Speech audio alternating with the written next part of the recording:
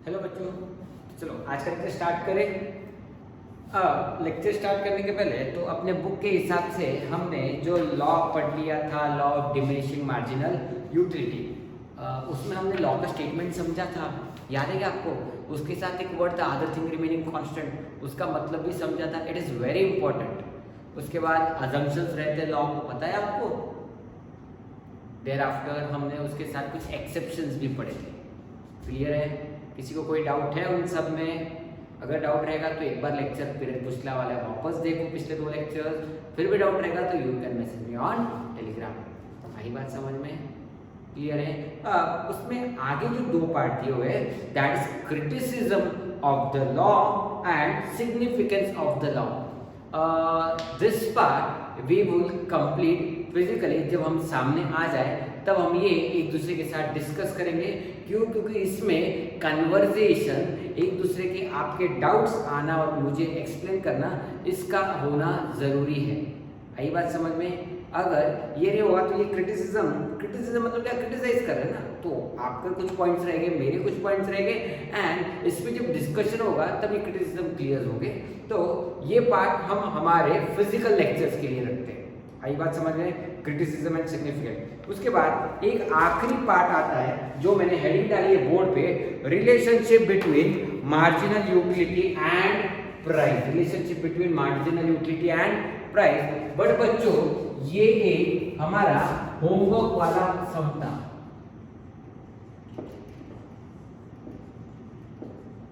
ये होमवर्क वाला सम था, याद है सबको? इसके पहले मैं क्यों स्टार्ट कर रहा हूं? क्योंकि इसमें एमयू पूछा हुआ है, तो एमयू कैलकुलेट करते आना चाहिए। इसीलिए मैंने सोचा कि जो होमवर्क वाला डाउट था, बहुत सारे स्टूडेंट्स को डाउट आया था होमवर्क वाले क्वेश्चन में, इसलिए हम पहले ये होमवर्क वाला क्वेश्चन सॉल्व करके इसका आंसर निकाल लेते हैं। तो इसका आंसर निकालने के पहले सबसे पहले मैं स्टार्ट करूंगा, तो what is TU? Total utility is equals to sum of all the utility. बच्चों पता है क्या रे? कहां तक जाएगा ये? यू एन तक जाएगा। मतलब क्या? तो फर्स्ट यूनिट की अगर आपको यूटिलिटी पूछी है तो that will B 15। Second unit की आपको यूटिलिटी पूछी है तो दैट विल बी 15 प्लस 12। बरोबर है क्या रे? तो that will B 27। Third unit की अगर आपको पूछी है तो मैं इसको 15 प्लस 12 प्लस 9, तो थर्ड यूनिट तक की आपकी जो यूटिलिटी रहेगी उसको हम बोलेंगे 36। अदर वे इसको ऐसे भी कैलकुलेट किया जाएगा 27 प्लस 9। जो भी आपको फीजेबल लगता है वो आप यूज कर सकते हो। भाई बात समझ में? आंसर आना चाहिए क्या? 36। देयरआफ्टर अगर मैं करता हूं नेक्स्ट के लिए 36 प्लस 5, वो आएगा मेरा कितना है बच्चों? 41। 41 plus 0 that will B 41 again, and at the last that is 41 plus bracket -3 है, इधर ध्यान दोगे तो आएगा अपना 38। समझा क्या? टोटल यूटिलिटी है ये। क्या है? Total utility. मार्जिनल यूटिलिटी और टोटल यूटिलिटी को कभी मिक्स करना नहीं। आपका एमयू का फॉर्मूला है, क्या है? Total utility n minus total utility n minus 1, यानी कि ये करंट और ये माइनस प्रीवियस, पिछला वाला कौन? टीयू। पिछला वाला कौन? टीयू। देखते हैं। अब यहाँ पर बोला करंट, करंट में कौन आएगा? 15, खुद का 15 है ना, माइनस प्रीवियस 0 था तो 0 करेंगे, करंट माइनस प्रीवियस इज 15। आया? समझा क्या सबको?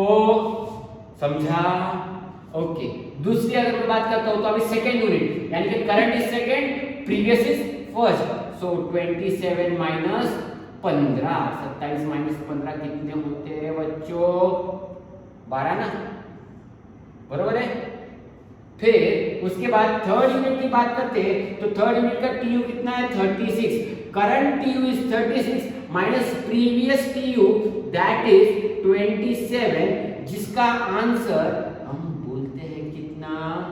9। बात समझ में आई? अभी फोर्थ यूनिट के वक्त अगर अपन देखते हैं तो फोर्थ मतलब करंट टीयू, एमयू फाइंड करने के लिए क्या चाहिए? TU. Current TU is 41 minus previous TU is 36, that comprise to 5। And again fifth unit के वक्त अगर अपन देखते तो फिफ्थ का करंट भी 41 है और फिफ्थ के वक्त प्रीवियस भी 41 है, that leads to 0। And last one that will be sixth unit. तो सिक्स्थ की अगर मैं बात करता हूं तो बेटा करंट कितना है? 38। समझो करंट कितना है? 38। प्रीवियस कितना है? 41। गया दिमाग में? 38 माइनस 41 छोटा बच्चों 3 आएगा आंसर। साइन इसकी ग्रेटर की तो -3 आया समझ में? ये आपका टीयू और एमयू का कैलकुलेशन जो मैंने होमवर्क में आपको समझाया था। बहुत सारे बच्चों ने ये जो टीयू एन माइनस 1 को है यूटिलिटी से कैलकुलेट कर लिया। तो ये जो क्लरिकल एरर है इस पे आप सब लोग ध्यान देना।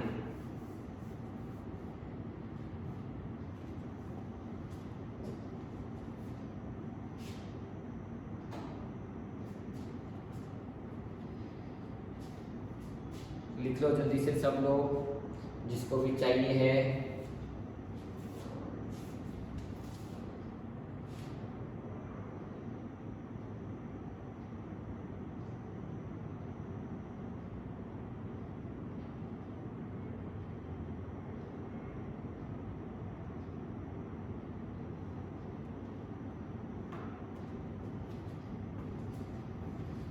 करेंगे हम कंसेप्ट स्टार्ट। आठवीं कंसेप्ट अपने चैप्टर की, and this how we will complete with our chapter that is utility analysis. एक पार्ट बचा है जो हम फिजिकली जब सामने एक साथ में रहेंगे, क्योंकि उसका एक साथ में कवर कंप्लीट होना बेटर है कि हम जब कन्वर्सेशन करेंगे एक दूसरे के साथ तो एक दूसरे के व्यूज पर से हम ये कंसेप्ट को समझेंगे। क्लियर है? करूँ मैं इसको रब बच्चों? कोई प्रॉब्लम नहीं है इसमें? इसका फोटो मैंने अपने टेलीग्राम पे शेयर कर दिया था तो आपको उधर भी आंसर रहेगा।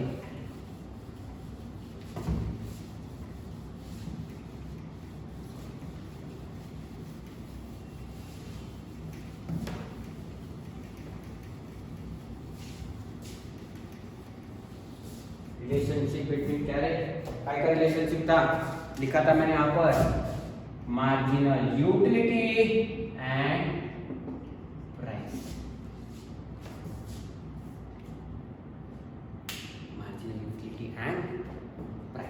तो यहाँ पर अगर हम एक डिस्कशन स्टार्ट करते हैं तो जब आप फर्स्ट यूनिट कंज्यूम करते हो तब मैंने आपको बहुत बार बोला है कि आपको मैक्सिमम यूटिलिटी मिलती है। क्या मिलती है? Maximum utility. बरोबर है? तो हर वक्त जरूरी नहीं है डिस्काउंट मिलेगा तभी 100 के ऊपर यूटिलिटी जाएगी। बरोबर है? अगर आपने 10 रुपए खर्चा किया तो आपको मिलने वाली यूटिलिटी 10 यूनिट की ही रहेगी, ऐसा जरूरी नहीं है। आप अगर ज्यादा खुश हो गए तो आपकी यूटिलिटी कितनी हो सकती है? कितनी हो सकती है? 10 से ज्यादा भी। एंड अगर आप खुश नहीं हुए तो शायद कम भी हो सकती है। ये टोटली ह्यूमन बिहेवियर पर डिपेंड है। आया समझ में? अभी हमें यहाँ पर रिलेशनशिप कैलकुलेट करते वक्त एक और चीज समझना है कि मैं एक एग्जाम्पल बना के बताता हूँ आपको फॉर द टाइम बीइंग कि यूटिलिटी किस तरीके की हो सकती है before starting the relationship. Utility कुछ ऐसी भी हो सकती है 10 rupees 15 utility, 10 rupees 12 utility, 10 rupees 10 utility, 10 rupees 8 utility and so on. नीचे का तो आपको मैं नेगेटिव पे माइंड पता है, 10 rupees is equals to -2 utility. पता है ना तुमको ये? यस सर, पैसे 10 रुपए खर्चे की यूटिलिटी ज्यादा कैसे क्या मिल सकती है? मिल सकती है जब आपकी इंटेंसिटी बहुत हाई रहेगी ना, तब ये सिचुएशन आएगा। आज बच्चा लोगों तुम सबकी इंटेंसिटी बाहर घूमने के लिए है। लॉकडाउन खुलने के बाद आपका बिहेवियर कुछ ऐसा रहेगा एंड फिर थोड़े दिन में जब आप बाहर घूम लोगे तब आप इधर आ जाओगे एंड फिर आप बाहर घूमना कम करोगे, यानी कि डिक्रीजिंग ट्रेंड क्या हो गया, चालू हो गया। आया बात समझ में? तो ऐसा सिचुएशन है, इसको अपन बोलते हैं पॉइंट ऑफ इक्विलिब्रियम। क्या बोलते हैं अपन इसको? Point of equilibrium. इक्विलिब्रियम मतलब क्या? तो the money spend have given you equal utility. जितना जेब में से गया, उतना का सेटिस्फैक्शन मिला, उतने की यूटिलिटी मिली। जितना जेब में से गया उससे ज्यादा सेटिस्फैक्शन दैट यूटिलिटी आपको मिली, उससे कम यूटिलिटी मिली। तो ये जो एक लेवल है जहां पर आपने जो खर्चा हुआ पैसा है उससे आपको जो मिलने वाली यूटिलिटी है वो सेम है, यानी कि क्या 10 को 10, that will B point of equilibrium. ज्यादा भी हो सकता है, कम भी हो सकता है, और जब दोनों एक दूसरे को कंपेयर सेम आ जाते हैं तो उसको अपन क्या बोलते हैं? Point of equilibrium. यानी कि इधर जब आपने पैसा खर्चा किया है तब आपको सेम यूटिलिटी मिल गई, दैट इज 100% सेटिस्फैक्शन, जितना जेब से गया उसके अगेंस्ट। क्लियर है? तो that is the relationship between price and MU, जो अभी हम यहाँ पर समझने वाले हैं। Relationship between price and MU क्या है? तो इधर रूपी है और इधर यूटिलिटी है। इधर क्या है? रूपी है एंड इधर यूटिलिटी है। Relationship between price and MU बोलता है कि हमें एमयू को कन्वर्ट करना है, किसमें? रूपी में। किसमें करना है? रूपी में। किसमें करना है? रूपी में। और ये दोनों रूपी को कंपेयर करना है। किसको करना है? कंपेयर रूपी को। बात समझ में आ रही क्या? रिलेशनशिप बिटवीन, ध्यान से बच्चों, आखिरी वाला पार्ट है, थोड़ा सा टेक्निकल पार्ट है। अगर आप समझोगे तो ही, ध्यान से देखोगे, कंसेप्ट पे ध्यान दोगे तो ही समझ में आएगा। बोला क्या यहाँ पर? Comparison between MU and price. बेटा बराबर बेटा, यहाँ पर है प्राइस रुपीस में, बराबर है, और ये है किसमें? यूनिट्स में, बराबर है, या यूटिलिटी में। रुपया यूटिलिटी कंपेयर हो सकता है क्या? साइंस कॉमर्स का स्टूडेंट कंपेयर नहीं हो सकता है, तो फिर किसको क्या क्या होना पड़ेगा? या तो साइंस वाले को कॉमर्स में लाओ या कॉमर्स वाले को साइंस में भेजो, फिर उनके मार्क्स कंपेयर हो सकते हैं, बराबर है। दो स्टूडेंट जो कॉमर्स में 11th स्टैंडर्ड में, क्या उनके मार्क्स में कंपेयर कर सकता हूँ? यस कर सकता हूँ। बट एक साइंस का स्टूडेंट है और एक कॉमर्स का स्टूडेंट है, उनके मार्क्स में कंपेयर कर सकता हूँ क्या रे? पॉसिबल नहीं है। तो बच्चों ये है कॉमर्स वाला स्टूडेंट, ये है साइंस वाला स्टूडेंट। तो मैंने साइंस वाले स्टूडेंट को कन्वर्ट किया, क्या किया? कन्वर्ट किया किसमें? कॉमर्स में। किसमें किया हमने उसको कन्वर्ट? कॉमर्स में। अभी ये दोनों कौन हो गए? कॉमर्स और कॉमर्स। तो कंपैरिजन पॉसिबल है क्या रे? यस, कंपैरिजन पॉसिबल है।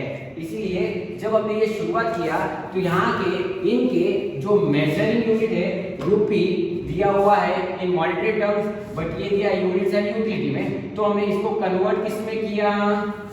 रूपी में। किसमें किया? रूपी में। और ये किसमें है? ऑलरेडी रूपी में है, तो अपन इसको कंपेयर कर सकते हैं क्या रे? Yes, definitely we can compare it. फिर कंपेयर करके देखने का कि जितना पैसा गया उतनी यूटिलिटी मिली क्या, उतने पैसों की यूटिलिटी मिली क्या, वो कंपेयर करना अगले चार्ट में हम यहाँ पे समझेंगे। आई बात समझ में? करें अपन उसका एग्जाम्पल स्टार्ट करें, उसका शेड्यूल बनाए तो आपको प्रॉपर्ली वो समझ में आ जाएगा।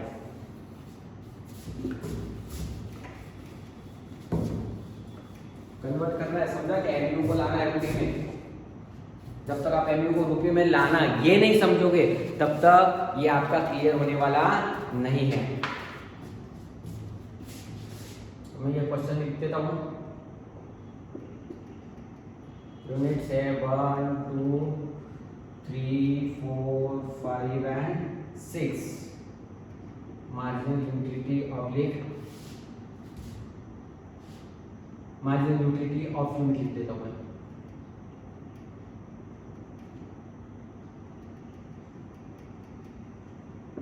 तो बेटा पहले की मार्जिनल यूटिलिटी दी, पहले यूनिट ने मुझे 10 यूटिलिटी दी, दूसरे यूनिट ने मुझे 8 यूटिलिटी दी, तीसरे यूनिट ने मुझे 7 यूटिलिटी दी, चौथे यूनिट ने मुझे 5 यूटिलिटी दी, पांचवें यूनिट ने मुझे 3 यूटिलिटी दी और इस वाले ने मुझे 1 यूटिलिटी दी। और इन सबको खरीदने के लिए मैंने हर बार कितने रुपए दिए? 50 50 50 50 और 50 50 रुपीज फॉर एवरी यूनिट। ये तो पता नहीं, अभी पिछले वाले में 15 रुपए दे रहे थे ना सर, तुमने इसको उधर क्यों नहीं लिखा? इसको उधर क्यों नहीं लिखा? बेटा अभी थोड़ी देर पहले अपन ने बात की ना कि अपने को प्राइस और एमयू को कंपेयर करना है, तो कंपेयर वन थोड़ा सा बाजू में लेकर कर देना, साइड में उपचे में डिस्कस कर लेते ना भाई तुम्हारा क्या चल रहा है, किसका? प्राइस का एंड एमयू का। बट प्राइस और MU denomination, measuring unit same है क्या? मेजरमेंट सेम है क्या? नहीं, एमयू अलग मेजर होता है, रूपी अलग मेजर होता है। तो फिर क्या करें? एमयू को लेकर आए, किस में लेकर आए? रूपी में, फिर अपन कंपेयर कर सकते हैं। ओके, तो अपने को बोला है 1 utility is equals to 10 rupees. Question के हिसाब से क्या बोला है? 1 utility will be measured as 10 rupees. कितना रुपया? 10 रुपया। तो MU इन रुपीज अगर मुझे निकालना है तो बेटा 1 utility is equals to 10 rupees. So 10 utility into 10 rupees is equals to कितना? 100 MU इन रुपीज। फिर दूसरा है 8 यूटिलिटी, बरोबर है, 1 को 10 तो 8 को कितना? 80। 7 यूटिलिटी, 1 को 10 तो 7 को कितना? 70, बरोबर है। 5 यूटिलिटी, तो भैया सुन ध्यान से, इधर उधर ध्यान मत जाने दे। 1 को 10 तो 5 को कितना? 50 utility in rupees, 50 marginal utility in rupees. 3 को 1 को 10 तो 3 को कितना? 30, बरोबर है। 1 को 10 तो 1 को इच कितना? ले बेटा 10 ही, तेरा तू रख ले, हमें कोई लेना देना नहीं है। ये हमने क्या किया? कन्वर्ट। सर आपने 10 क्यों लिया? 10 रुपए क्यों लिया? 1 यूटिलिटी इज इक्वल टू 10 रुपए क्यों लिया? क्योंकि फिलहाल आपके टेक्स्ट बुक के हिसाब से अपन एक क्वेश्चन कर रहे हैं। किसके हिसाब से कर रहे हैं? टेक्स्ट बुक के हिसाब से। तो टेक्स्ट बुक में इसको 10 किया है, 10 का मैं 20 30 जो भी मेरी मर्जी में आए, जो मेजरिंग यूनिट अच्छा रहेगा, जो मेजरिंग यूनिट इकोनॉमिकली डिफाइनेबल रहेगा, उसको मुझे लेना है। ऐसा अचानक 1000 लाख 2 लाख नहीं लेगा, जो रेंज में है उस हिसाब से जो अपने मेजरिंग यूनिट लिया हुआ है। 1 utility is equals to 10 rupees. 1 utility 10 रुपए, सो 10 यूटिलिटी 100 रुपए, 8 यूटिलिटी 80 रुपए। अब पहला वाला मेरा कितना है? 100 रुपीज। खर्चे कितने जेब में से? 50 रुपए। यूटिलिटी कितनी मिली? खुशी देखो इसकी कितनी है, कम पैसे गए, ज्यादा बेनिफिट मिला। दूसरे में खर्चे 50, मेरी यूटिलिटी कितने रुपए की इक्वल की, ये भी खुश। तीसरा देखते हैं, 50 रुपए खर्चे किए, 70 रुपए की यूटिलिटी मिली, ये भी खुश। 50 रुपए खर्चे किए, 50 रुपए की यूटिलिटी मिली, ये थोड़ा नॉर्मल खुश। इसकी स्माइल देखो थोड़ी सी कम हो गई, थोड़ी कम हो गई। क्यों? क्योंकि पहले ज्यादा मिल रहा था ना। ह्यूमन बीइंग पता है तुमको क्या है? औरत ज्यादा मिल रहा है, आने दो। फिर उसके बाद 50 को मिला 30 जितना यूटिलिटी है, तो बेटा इसकी शक्ल हो गई थोड़ी सी, पैसे ज्यादा गए बट बेनिफिट कम मिला। एंड आखिरी वाले में 10 रुपीज की अगर मैं बात करता हूँ तो ये तो और ज्यादा बीमार हो गए। मेरे को तो भाई 50 रुपए जेब में से गए बट यूटिलिटी कितने की मिली?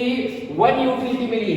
1 यूटिलिटी को रुपये में कन्वर्ट किया क्योंकि कंपेयर करना है, दोनों किस में चाहिए? फॉर्मेट में सेम चाहिए। तो 1 यूटिलिटी को मैंने रुपीज में कन्वर्ट किया तो 10 होती है, तो 50 रुपए 10 रुपए बेनिफिट कम हो गया एंड दिस इज इक्विलिब्रियम। जितना जेब में से गया उतना बेनिफिट हमें मिल गया।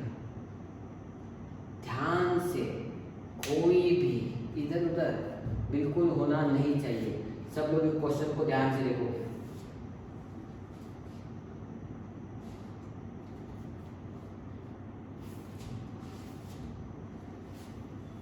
नंबर एक बार चेक कर लो, मैथमेटिकल कैलकुलेशन बराबर है क्या? हाँ, मेरे हिसाब से तो चेक है।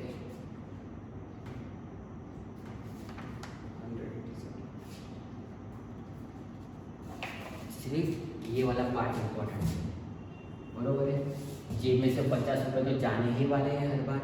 Every time you for consumption of the next unit आपको 50 रुपये देने ही है। बट रिलेशनशिप देखना है। क्या देखना है बेटा?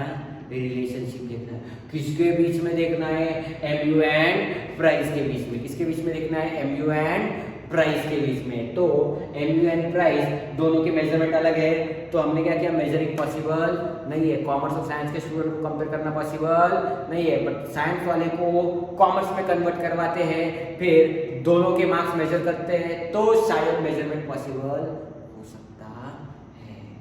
आई बात समझ में सबको? जमलं का सगळ्यांना? तो फिर मैंने हर एक यूटिलिटी को कन्वर्ट किया रुपीस में। ये क्यों? 10 100 कैसे हुआ? क्योंकि 1 utility is equals to 10 rupees.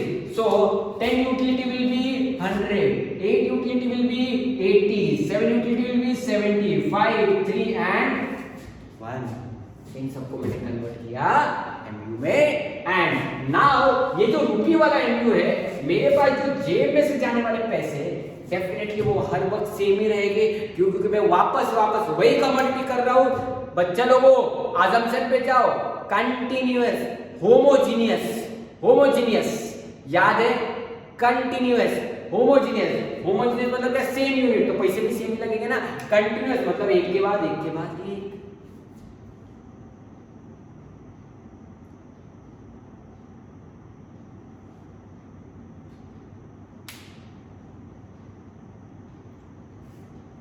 आया समझ में? फिर इस रूपी को अपने रूपी के साथ कंपेयर किया, तो मुझे पता चला कि 4th यूनिट के वक्त मैं अपने इक्विलिब्रियम पे था। इक्विलिब्रियम मतलब क्या? जितना जेब में से पैसा गया उतने पैसों की यूटिलिटी हमें मिली है।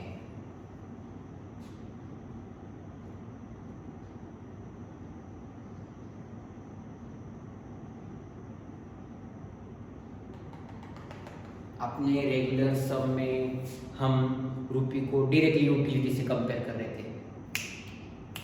क्योंकि 1 को 1 लिया था अपन ने। क्या लिया था?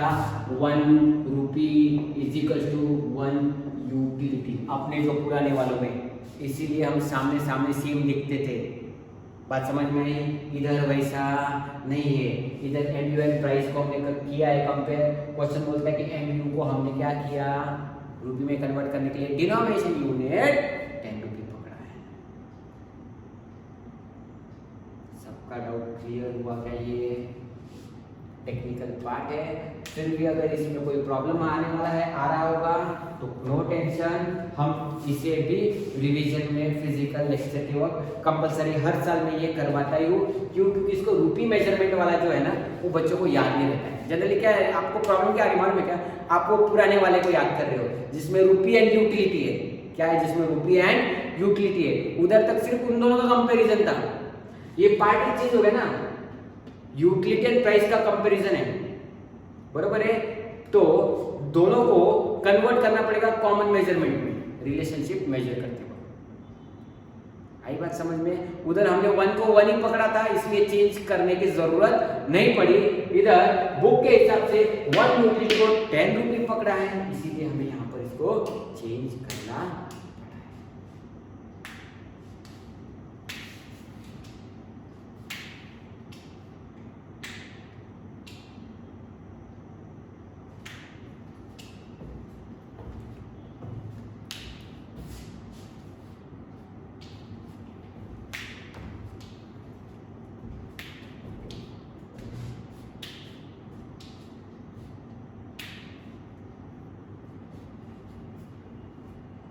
यहाँ तक किसी को कोई डाउट है?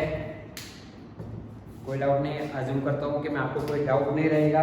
तो इसके रिलेटेड में यहाँ पर बुक में थियोरी दिया हुआ है, इसी सम के बेस पर, इसी कैलकुलेशन के बेस पर जो एक्सप्लेनेशन है उसके नीचे दिया हुआ है at the page number 14 and 15। उसके बाद आपका चैप्टर यहाँ पर खत्म होता है। चैप्टर खत्म हुआ है यानी कि अपना काम, अपनी नोटबुक आ जानी चाहिए रेडी पोजीशन में, और उसके पीछे पूरी की पूरी एक्सरसाइज प्रॉपरली सॉल्व की हुई रहनी चाहिए। आया समझ में? मुझे पता है कि सर हमको ये वाला आंसर चाहिए, वो वाला आंसर चाहिए। इस बार आपके ऊपर एक मेहनत का काम दे रहा हूँ मैं, ढूंढो, स्ट्रगल करो, आंसर निकालो। आई बात समझ में? मैं तो हुई, बट अपन घर पे ही बैठे वैसे तो अपने को 2 बार बुक रीड करने में कोई फर्क पड़ता नहीं है। तो हम ये सारी की सारी चीजें यहाँ पर ढूंढ के सारे आंसर्स निकालने वाले। मुझे पूरी की पूरी एक्सरसाइज अपने नोटबुक में चाहिए। आया समझ में? क्लास जिस दिन शुरू होगी और अगर ये नहीं होगा तो बेटा आपको तो पता है क्या होता है, पनिशमेंट जो रहेगी आपको पनिशमेंट मिल जाएगी। Okay, so this is how we complete with this chapter. इसके बाद जब अपना अगला इकोनॉमिक्स का लेक्चर स्टार्ट होगा तो उसमें हम 3rd चैप्टर पे आएंगे।